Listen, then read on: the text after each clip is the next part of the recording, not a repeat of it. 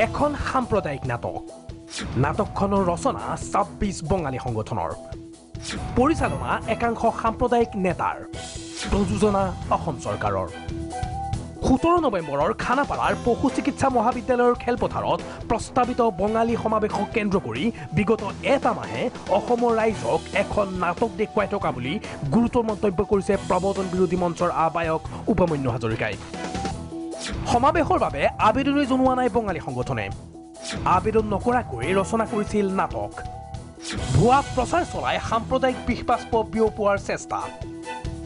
মঙলবাৰে এক সংবাদমেলত প্ৰবৰ্তন বিৰোধী মঞ্চই সেই কাগজখনো ৰাজহুৱা কৰে য'ত ১৭ নৱেম্বৰত কোনো বঙালী সংগঠনে সমাৱেশৰ বাবে খেলপথাৰখন বিচৰা নাই বুলি পশু চিকিৎসা মহাবিদ্যালয় কৰ্তৃপক্ষই স্পষ্ট কৰি দিছে আমি এখন আবেদন কৰিলোঁ যে ১৭ নৱেম্বৰৰ কাৰণে আমাক এখন লাগে তাত তেওঁলোকে লিখি দিলে যে kindly note that due to pre-scheduled annual college meet of this institute that clashes with the dates of your proposed program, Veterinary Science College Khanapara playground cannot be spared for your program. কোনো এবাৰ যেতিয়া কোনোবা এটা অনুষ্ঠান কৰিবলৈ যায় তাৰ আগতে স্থান নিশ্চিত কৰে ইয়াত তেওঁলোকে স্থান নিশ্চিত কেতিয়াও কৰা নাই কিয়নো স্থান নিশ্চিত কৰিবলৈ আবেদন কৰিব লাগিব তাৰ অনুমতি হ'ব লাগিব তাৰ অনুমতি নোহোৱাকৈ নিশ্চিত নকৰাকৈ তেওঁলোকে কৰিছে আৰু এইটোৱে প্ৰকৃততে দেখুৱাই যে তেওঁলোকে এইখন ৰেলী কেতিয়াও হ'বলগীয়া নাছিলে এইখন কৰিছে কেৱল এখন নাটক ৰচিছে গতিকে এই প্ৰশ্ন উঠিছে কিয় এই অপপ্ৰচাৰ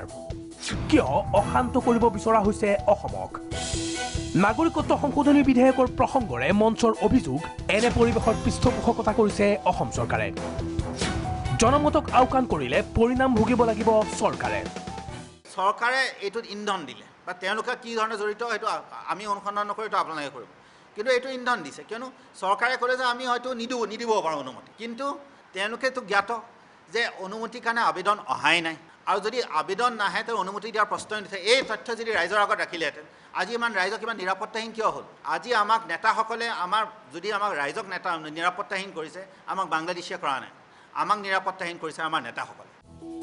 আনহাতে একমাত্ৰ তিনিটা পদক্ষেপেৰেহে বৰ্তমান অসমত থকা বাংলাদেশী আৰু আহিবলগীয়া বাংলাদেশীৰ পৰা ৰাজ্যখন সুৰক্ষিত হ'ব বুলি চৰকাৰক মঞ্চই পৰামৰ্শ আগবঢ়ায়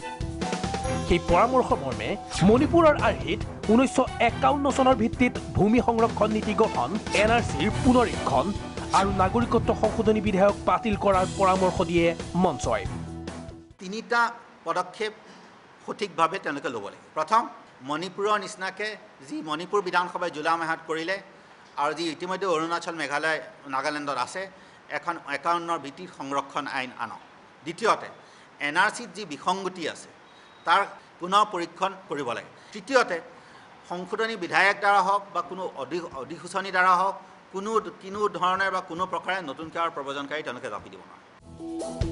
মন কৰিবলগীয়া যে হাজৰিকাৰ এই গুৰুত্বপূৰ্ণ অভিযোগবোৰে পৰিষ্কাৰ কৰিছে যে কেনেদৰে এচাম স্বাৰ্থলোভী ব্যক্তিৰ তৎপৰতাত অসম অশান্ত কৰাৰ পৰিকল্পিত ষড়যন্ত্ৰ চলি আছে এওঁলোকক নাকি লগাব কোনে